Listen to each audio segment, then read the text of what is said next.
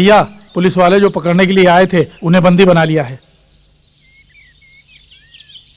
जिस कलेक्टर ने हमारे आदमियों को पुलिस में पकड़वाया है वही कलेक्टर हमारे आदमियों को यहाँ लेकर आएगा, तभी मैं इन पुलिस वालों को छोड़ूंगा।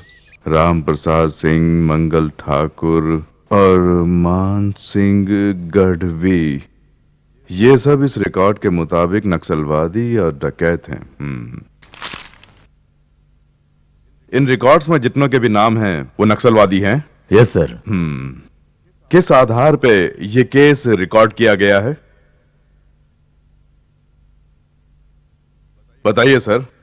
सर बात यह है कि मुझे यहाँ आए हुए अभी 1 साल ही हुआ है। मुझसे पहले जो एसपी यहाँ थे उन्होंने इस केस को ऐसे ही बनाया है। So you are not clear. पिछले ऑफिसर ने जो रिकॉर्ड में लिखा है वो सच है, ये मानने की जरूरत तो नहीं है ना? इस इलाके में आपसे ज्यादा सर्विस किसकी है? सर पिछले 6 साल से मेरी ड्यूटी इसी एरिया में है। मेरे आने पर भी यही फाइल थी, इसलिए इसे ही फॉलो कर रहे हैं। उस पुराने रिकॉर्ड में हो सकता है किसी निरपराधी को अपराधी बना दिया गया हो। आप बैठिए। पुराने रिकॉर्ड्स में जो है वही पढ़ के कोई नक्सलवादी है स्वयं इसका फैसला करके एनकाउंटर करना गलत बात है। इसलिए अब से उन्हें जिंदा पकड़कर पूछताछ करने की कोशिश कीजिए, क्योंकि नक्सलवादियों को मारना हमारा लक्ष्य नहीं है। उनकी समस्या को जानकर समाधान करना होगा, तभी ये जो समस्या है उससे छुटकारा मिल पाएगा। सर आप इतना सब कुछ बोल रहे हैं, आपको जो नक्सली मारने आया था उसे पकड़ने जो पुलिस वाले गए उन्हीं नक्सलवादियों ने पकड़कर बंदी बना रखा है। और उनकी मांग है जिस कलेक्टर ने हमारे आदमी को पुलिस में पकड़वाया है वही कलेक्टर हमारे आदमी को लाकर छोड़े।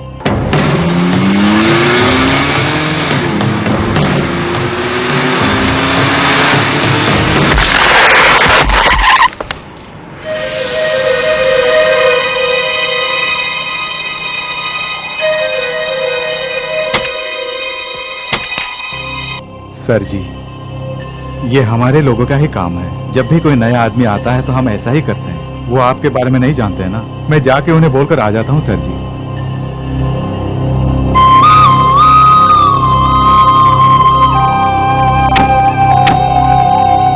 सर जी आप गाड़ी में ही बैठे रहिए, मैं मुखिया को बुलाकर लाता हूँ।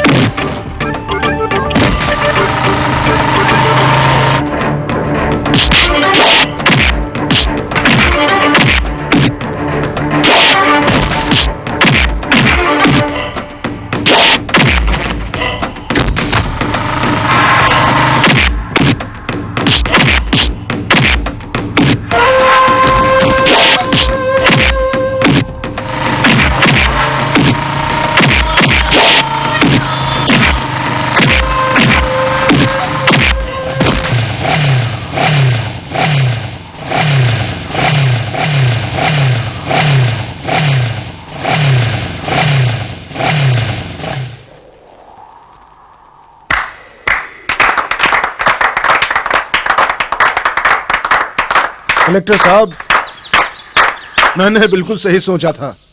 तुम भी आम अधिकारियों की तरह एक अधिकारी हो, ऐसा मैंने सोचा था।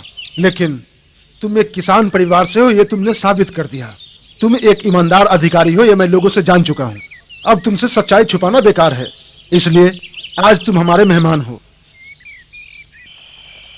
कलेक्टर साहब, पुलिस वालों को हमने क्यों पकड़ा है पता है? हमको पकड़ने आए इसलिए नहीं, हमारी माँ बहनों की इज्जत लूटनी चाहिए, इसलिए पकड़ा है।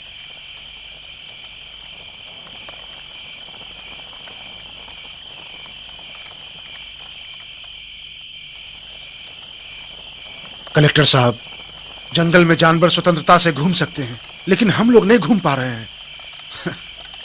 हमने गरीब परिवारों में जन्म लिया, इसके सिवा भला हमने कौन सा पाप किया है? साहब, अगर आप हमारी पूरी कहानी सुनेंगे ना, तो आप भी हथियार उठाने पर मजबूर हो जाएंगे।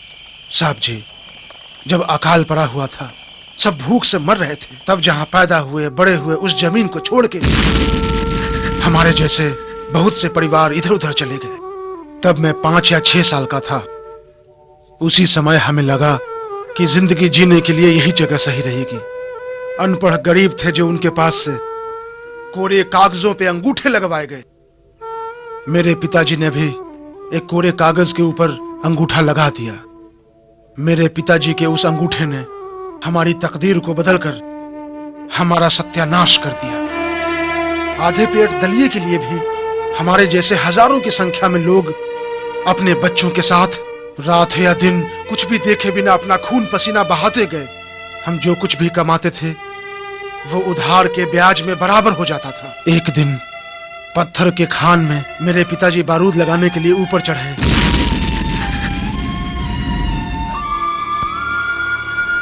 कुछ दिनों के बाद ही हम लोगों को पता चल पाया कि वो हमें मजदूरी नहीं देते थे, कर्ज देते थे, और कर्ज का ब्याज मानकर हमारी मजदूरी ले लेते थे।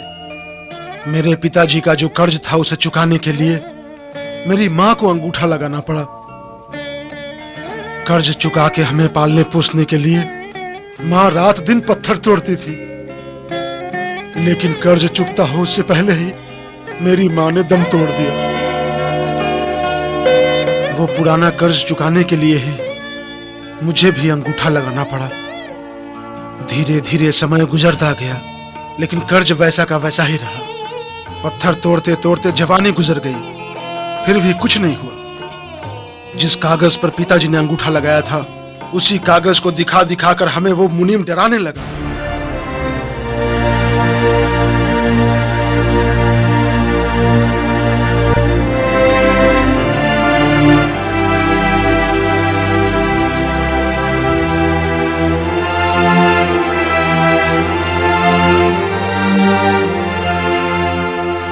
तभी एक दिन उस पत्थर की खान का मालिक, वही जो आज एमएलए बना हुआ है, श्याम सुंदर, उसी का बेटा जो 1 नंबर का कमीना है, वो वहां पर आया।